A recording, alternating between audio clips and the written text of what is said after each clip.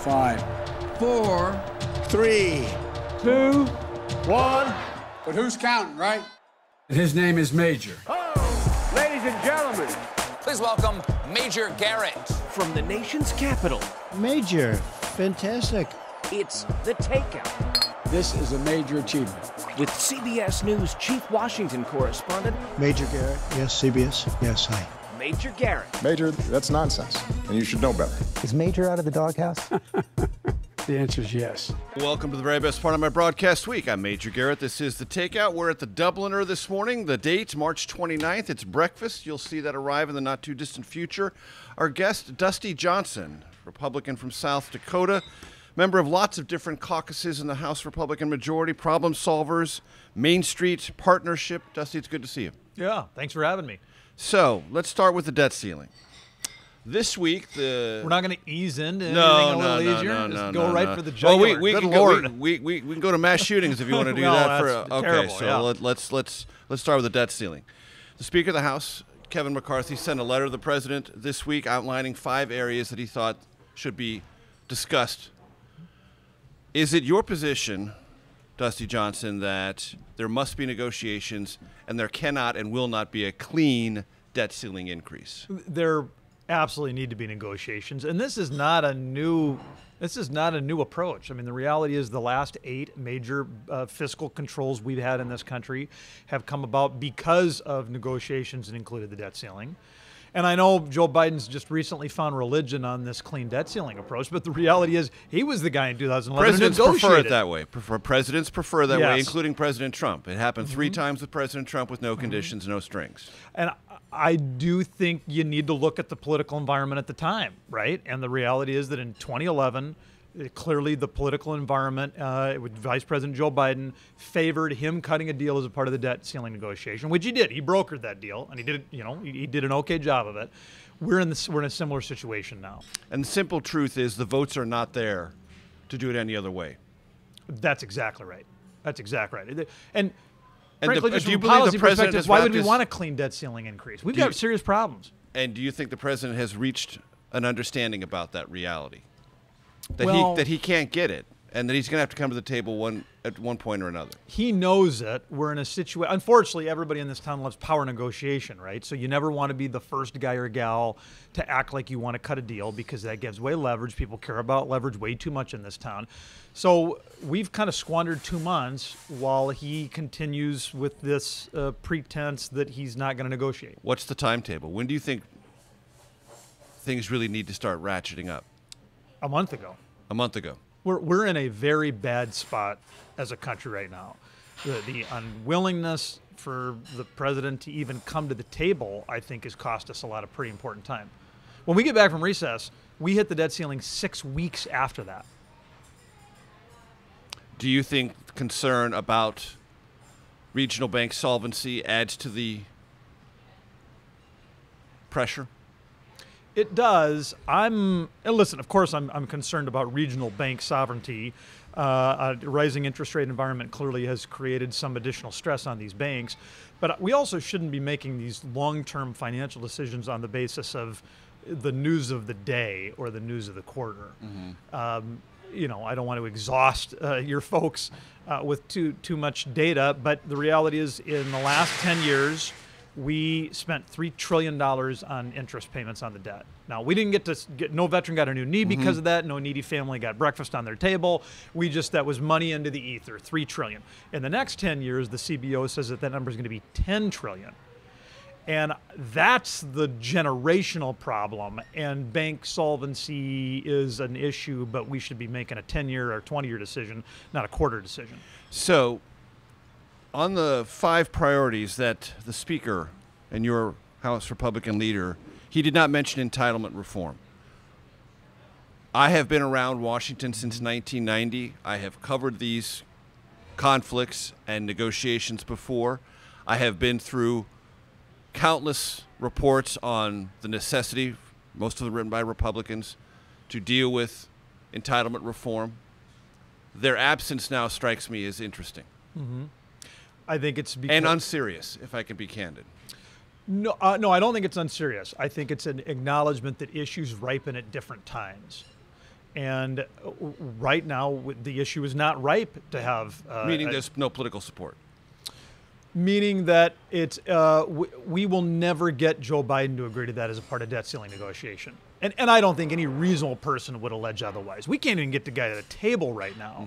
So the idea that we would get him to the table, cut non-defense discretionary and be able to do entitlement reform, listen, that's unrealistic. So why take the political heat for something that's got no chance of going anywhere? Well, and it's not just about political heat. It's about being honest with the American people about what can we actually accomplish in this relatively narrow window. Now, let's be clear. Inaction long term on Medicare and Social Security is totally unacceptable, and it guarantees insolvency. One of those programs is insolvent in 2028, the other in 2032 or maybe 2033. And so inaction is totally unacceptable. But we can't do all things at all times. In all times. Right. All right, so let me go down this list. Lower energy costs. That can mean a lot of things to a lot of different people. Some Democrats have said there's possible bipartisanship on a targeted permitting piece of legislation. Would that be enough? No. I mean, we got H.R. 1 that the House is going to pass out this week. The overwhelming majority of these provisions are something that should be able to gain bipartisan support.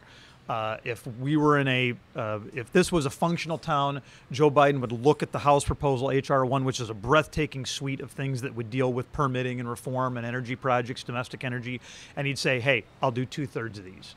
That would be a big win for the American people. COVID funding, unspent COVID funding. There seems to be a possibility of bipartisan agreement there. How much would be needed to be clawed back? What would be a representative number that Republicans could rally around in the context of debt ceiling? I don't know why we wouldn't sweep it all back. I mean, if something's still How much are we talking unspent, about? well, $70 billion is a number that I think is pretty easily clawed back. $70 billion that is on the books but hasn't been spent. Right. And what would you do with that money? That would just go back into general revenue and pay down the debt. Absolutely. Or be debt service. Yeah, right. It would be less debt that we would issue to the Chinese to buy. So what if the Democrats said, how about $30 billion? Well, $30 billion is not going to get us anywhere close to a deal. I mean, we need to be talking about trillions. But, listen, if they wanted to walk back part of the $70 billion, clearly there'd be some give on some of these issues. There's also border security to slow fentanyl. How do you measure that, and how much money are we talking about? What kind of things would Republicans want and be willing to accept? We know what works at the border. When Donald Trump put into place the Remain in Mexico policy, illegal border crossings fell by 85% in 6 weeks. It was almost like flipping a switch. Now, Joe Biden, admittedly, he hasn't been very public about this, but he's moved quite a little bit closer to the Trump policies in the last 2 months. Much closer. Much closer. Now, that is not, people don't understand that because the White House is kind of hiding that fact. It wouldn't play well with their base. But I think a presidential acknowledgement that the border has been a runaway crisis would help. Are the contours of a deal there money, personnel, technology? What is it? Because there's a specific reference to fentanyl.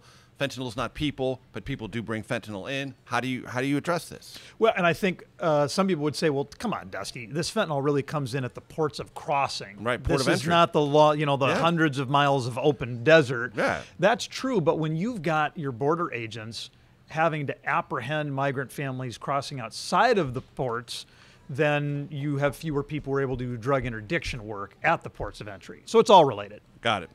Non-defense discretionary spending. How much?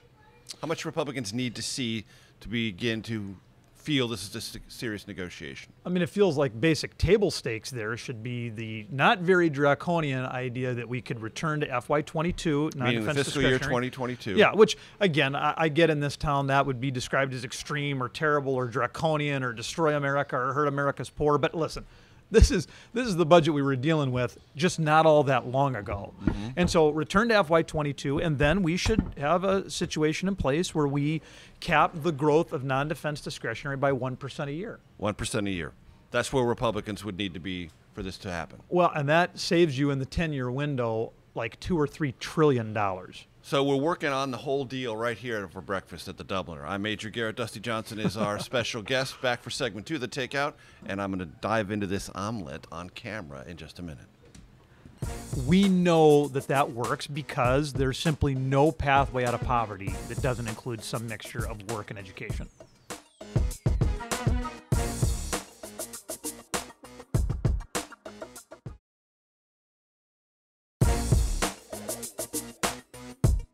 CBS News, this is The Takeout with Major Garrett.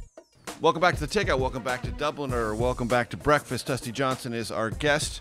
We worked through 4 of the 5 bullet points in Speaker Kevin McCarthy's letter this week to President Biden over the debt ceiling. The 5th one, work requirements for entitlements.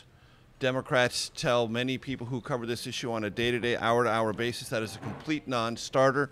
You Why? know, because you were in Congress at the time, 2018, even your side couldn't get together on food stamp tightening of requirements in 2018. Why would you expect Republicans to get together and Democrats to buy those now?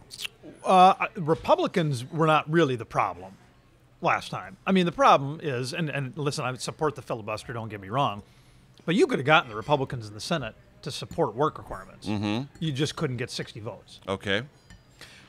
How do you define work requirements, and why do they matter? Well, number one, they really work, and we can talk more about the data. But number two, they're already in federal law. Mm-hmm. There are some, right? They are in federal law. This was done with a strong bipartisan majority of Democrats and Republicans back in 1996. Bill Clinton was a champion for these ideas, and we know that they work. And so the idea that this is some sort of new, ridiculous, extreme attack on the American working class is so entirely without merit. Mm-hmm. And as far as what do they look like, right? What is the existing policy? The existing policy says that if you are an able-bodied young person, so a non-senior, without disabilities and without dependents at home, that you should, and if you're in an area that doesn't have high unemployment, that you should work, go to school, or be in a training program for 20 hours a week. We know that that works because there's simply no pathway out of poverty that doesn't include some mixture of work and education.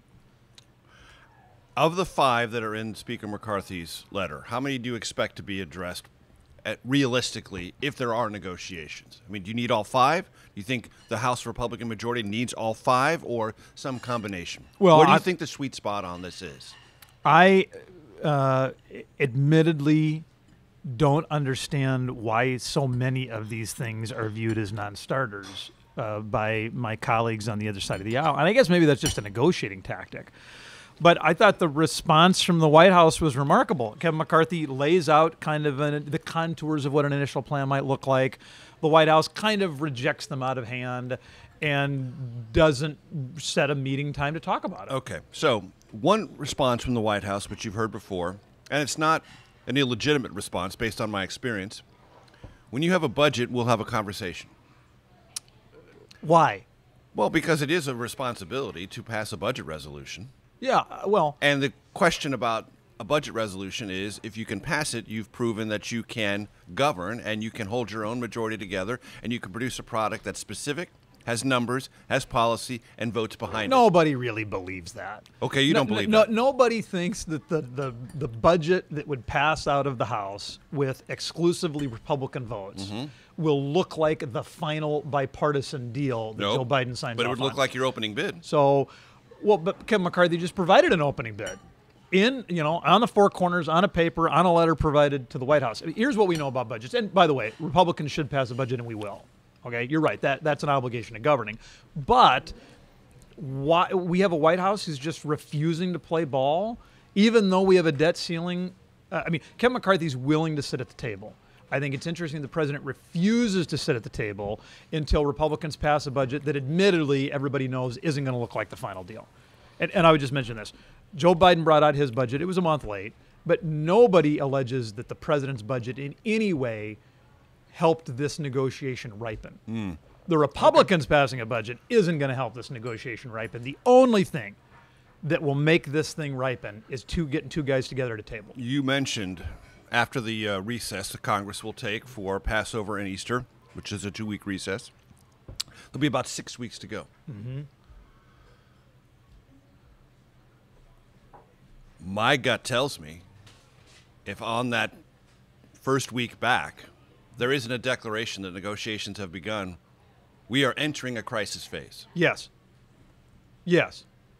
I think we're very close to a crisis phase now, and I believe the White House is waiting. They're refusing to negotiate because they think that it provides them leverage, and I think that's irresponsible.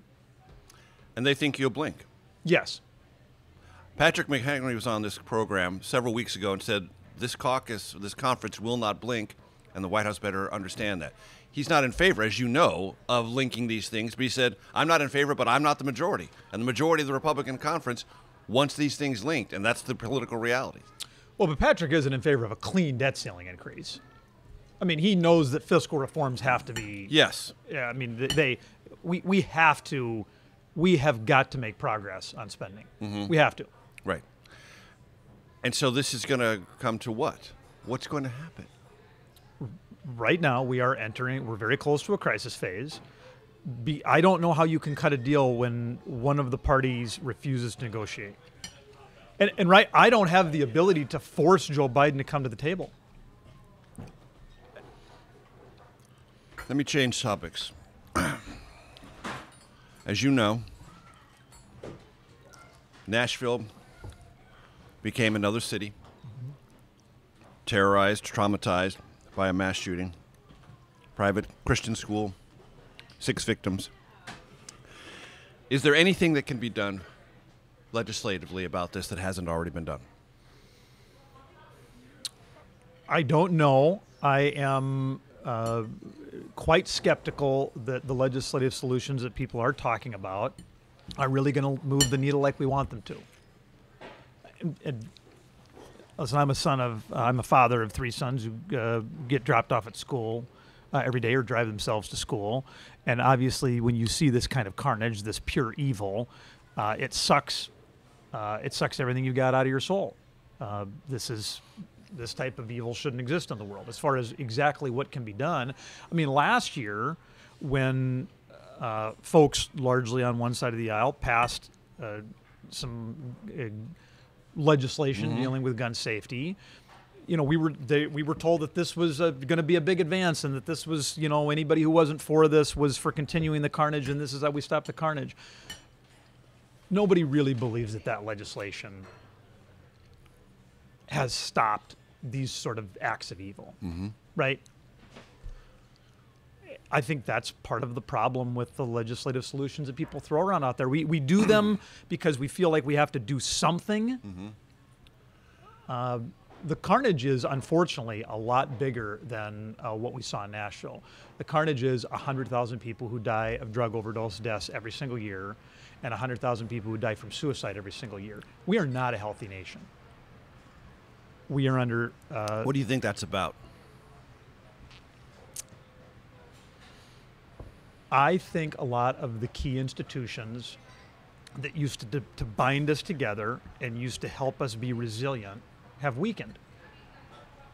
And I'm not trying to criticize the way anybody lives their lives, but I do have to tell you there are a lot of studies. In fact, The Economist just last week talked about people who are a part of a faith community. Their mental health is substantially, significantly, materially stronger than those people who aren't. Now, The Economist didn't say that's because Jesus is in their life, right? I mean, The Economist did not talk about a spiritual. They talked about human capital. And I think the bonds that have kept us together and kept us healthy and had us look after one another and be guardians of one another are at an absolute low water mark. I think our social capital is falling off the cliff. And I think until we talk about why are 100,000 people killing themselves every year, we're going to continue to also talk about them killing others. This may bleed over into the next segment. If it does, that's perfectly fine. But there was a poll that came out in the Wall Street Journal this week. I wonder if it caught your attention. It certainly caught my attention. It looked at core American values and the level at which Americans identify them as very important in their lives. Patriotism in 1998 was 70%, down to 38%. Religion, 62% in 1998, 39% currently. Having children, 59% in 1998 as very important, 30% in 2023. Community involvement. Again, 47 to 27. I mean, again, these are the bonds I'm talking about. So that's the polling data, ladies and gentlemen. It came out this week. Dusty Johnson's our special guest. We're plowing through breakfast. It's March 29th. He'll give us his reaction to that polling data in segment 3.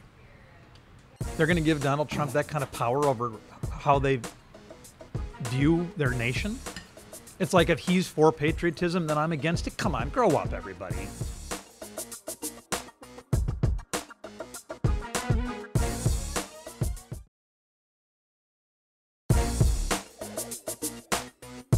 From CBS News, this is The Takeout with Major Garrett.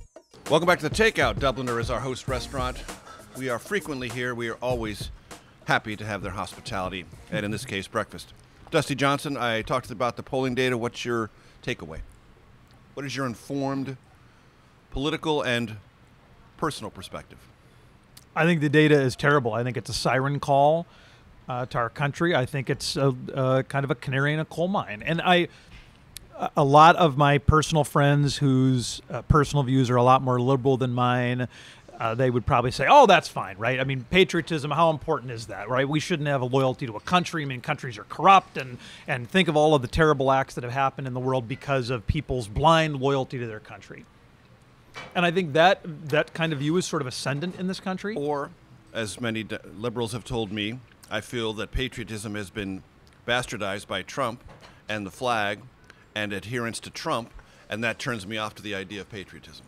I still love my country, but they have taken over, they've dominated, they've over-marketed this idea, and it's become fealty to Trump and not to the country. How terribly illogical. They're going to give Donald Trump that kind of power over how they view their nation? It's like if he's for patriotism, then I'm against it. Come on, grow up, everybody. I mean, I get it. He's a divisive figure, but at some point we need to decide, are there key concepts in America that bind us together? We are going to, in a couple of years, celebrate our 250th birthday. Mm-hmm.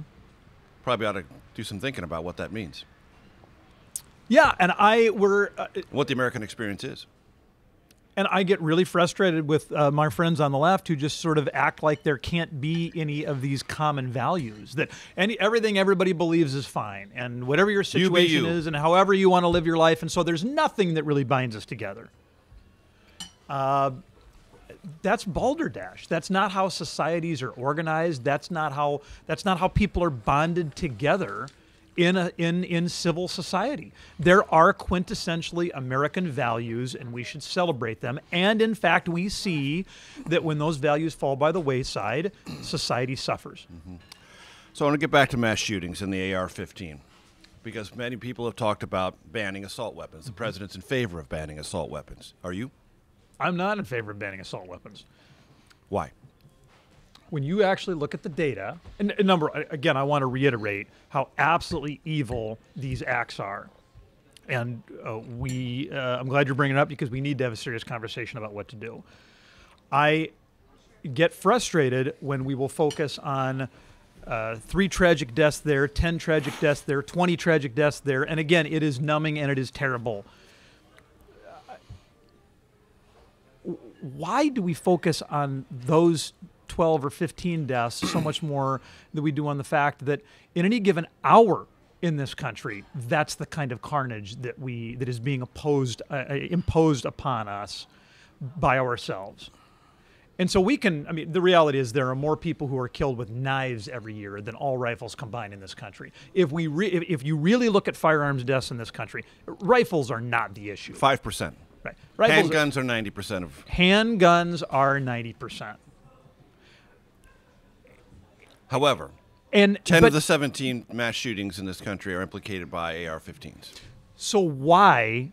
That's Las Vegas, that's Newtown, that's Pittsburgh, that's Sugarland Springs, that's Uvalde, that's Parkland, that's Aurora, that's Buffalo. But life is sacred. So why do we focus so much more on the evil that stole those lives than the broader evil? I mean, we spend more time talking about Uvalde, which is terrible. I mean, again, it was pure evil, than we do about 200,000 lost American lives. Why is that?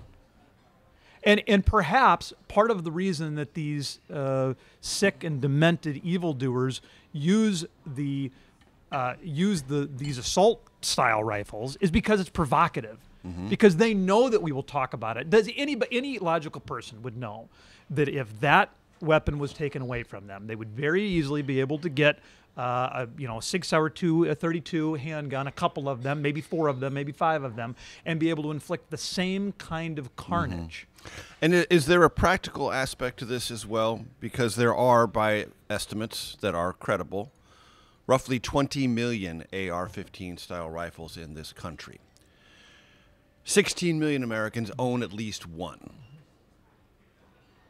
So if we were to, let's just say for the sake of argument, ban them starting next year.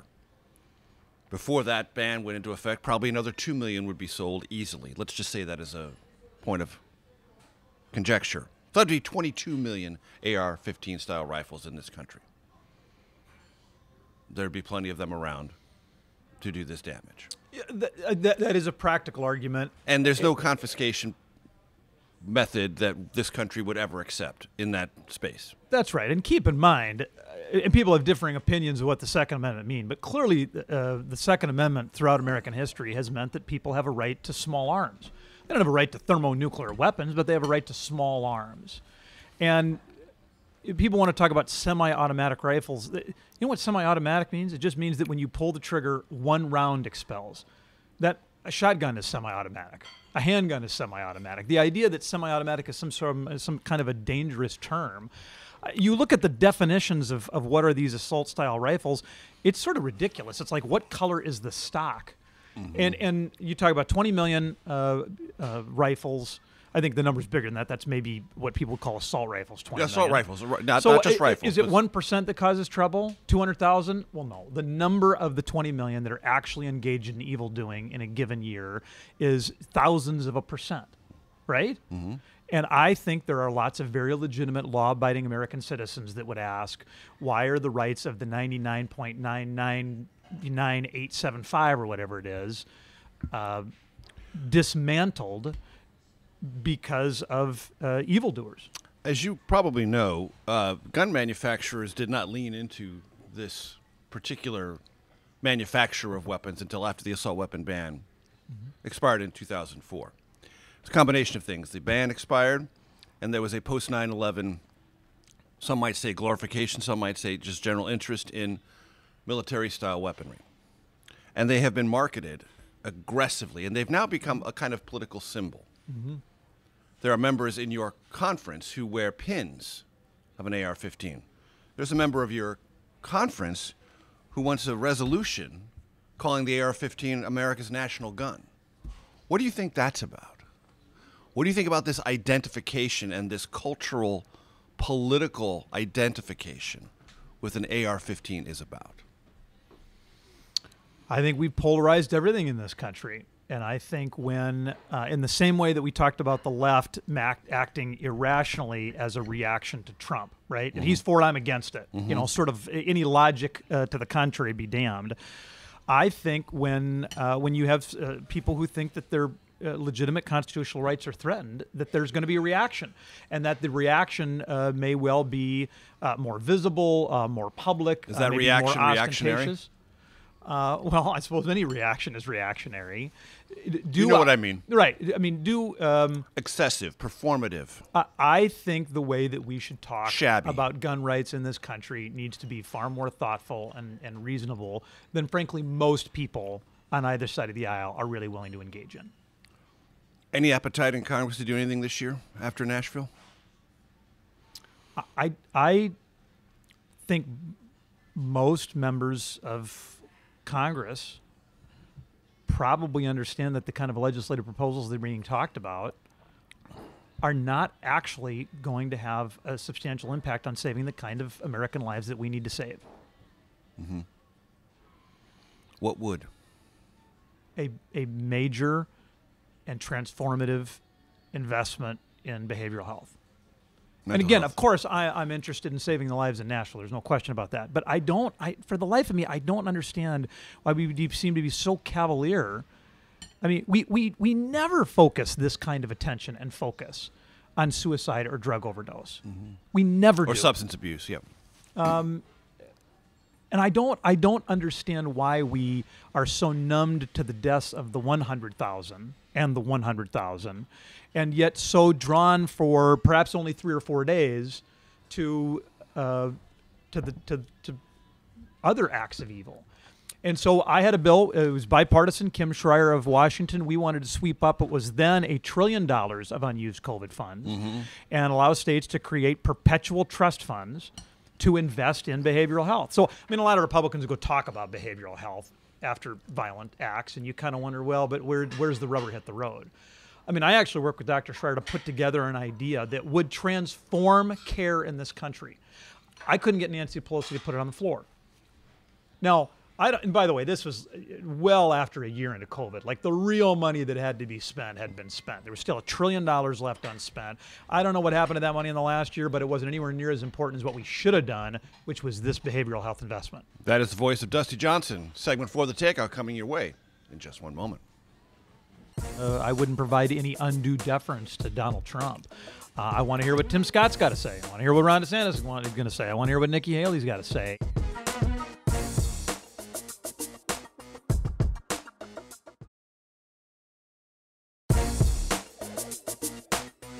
From CBS News, this is The Takeout with Major Garrett.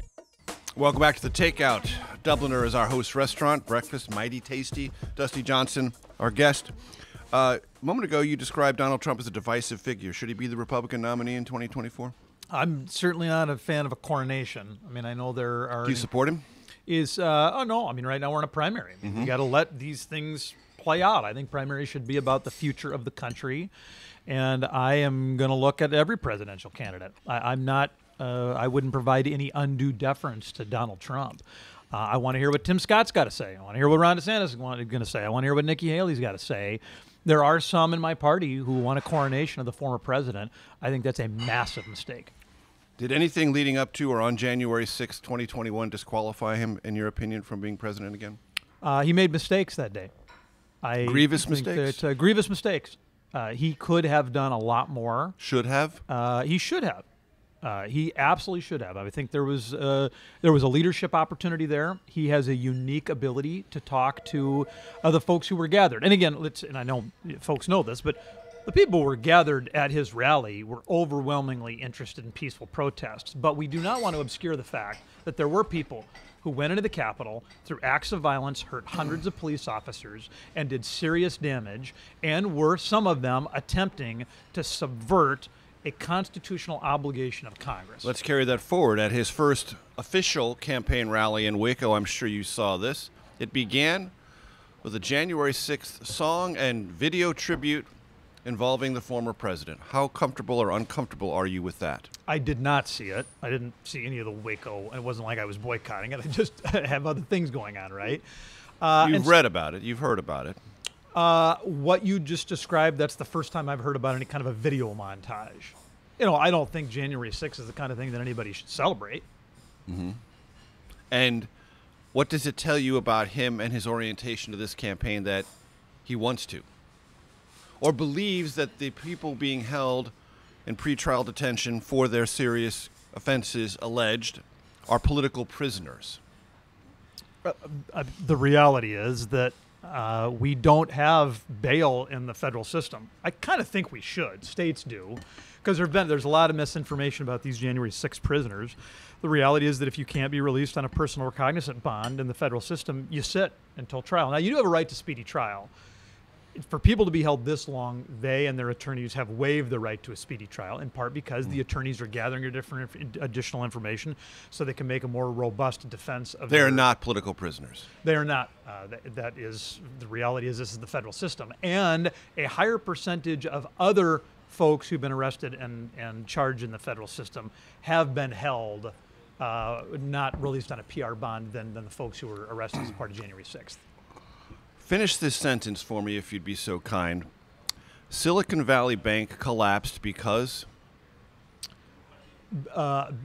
Bad decisions by managers, not properly matching the time frame of liabilities and assets. Mm-hmm. Anything else? Yes, two exacerbating effects. Number one, I think bank supervisors did not do enough to identify the stresses that were being caused by, number two, another exacerbator, the fact that we have had interest rates come up very, very quickly, and when you do that, you put stress on the system. High interest rates, by the way, have in no small part been caused by unnecessary government spending. $10 trillion of monetary and fiscal policy was Absolutely unnecessary. You were not in Congress then, but I was covering at Congress and the administration at the time of the Great Recession. One of the big bailouts at that time was for a bank called Washington Mutual, shorthanded WAMU. Oh. In that bank collapse, $8 billion in deposits were taken out of that bank in 4 days. In Silicon Valley Bank, $42 billion in deposits were taken out in 4 hours and 45 minutes. What does that tell you? About the rapid pace at which money can move. People can be motivated to make money decisions on their phone and then can enact those money decisions on their phone. Yeah, this is the first Twitter-caused run on the bank. And again, I'm not trying to blame Twitter, right? But we have an almost instantaneous ability to share information, and then depositors can almost instantaneously act on that by withdrawing their funds. I think we have been somewhat slow to acknowledge. What does that mean for the bank deposit insurance formula? What does it mean for regulations? What does it mean for like regional banks, which are now unduly and I think unnecessarily stressed by Silicon Valley Bank? And I'd like your perspective on this because quite obviously, as representative from South Dakota, you give more than a half a deal about the fate of regional banks. Absolutely.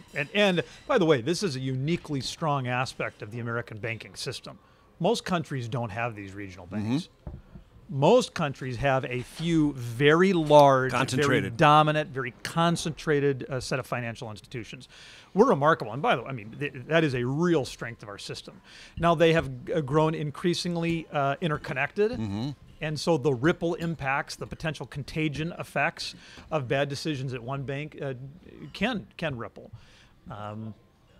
What does it mean? I think it means that we can't forget about moral hazard. Moral hazard means that when you make a bad decision, there needs to be punishment for it. And it's or accountability, I shouldn't say punishment. It's a really important part of the capitalist system because we can't have people acting recklessly or cavalierly. There have to be negative repercussions for bad decisions. The good news is, I think by and large, moral hazard has been maintained. Listen, the managers all lost their job, and the shareholders have all lost their equity. Right, they were not bailed out. They were not bailed out. Only depositors.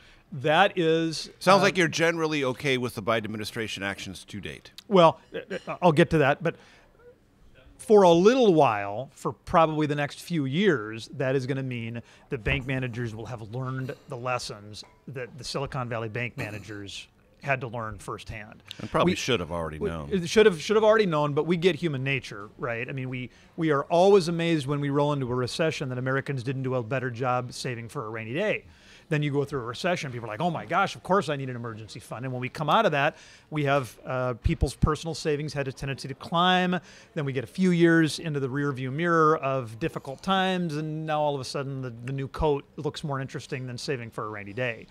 These lessons don't last forever, unfortunately, but I do think managers for the next quite a number of years are going to be better at understanding interest rate stress. 45 seconds. Will Congress ban TikTok? I don't know. Should it? I don't know. Why? A lot of members seem solid on their opinion on that. I think it is an extraordinary step for a government to tell Americans they can't download an app on their own personal device. It is. Legally tricky, tactically, practically tricky. Well, and in a country that values freedom, and I mean, what is freedom? Freedom is not the right for you to do what I want you to do. Freedom is the right for you to do something I don't want you to do, and that I think is not in your best interest.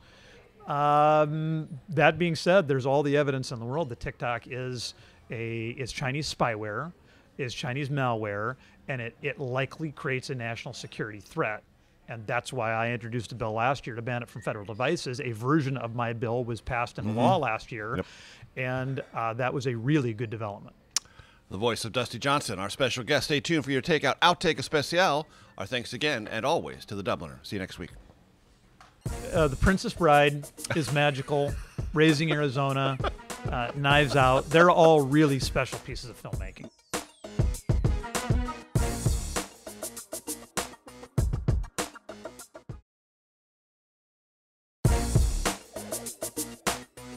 From CBS News, this is The Takeout with Major Garrett. Welcome to your Takeout Outtake Especial. I'm Major Garrett, the Dubliner, our host restaurant. Always happy to be here.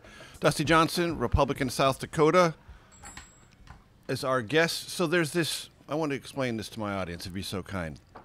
This idea that the Republican conference in the House is made up of 5 families.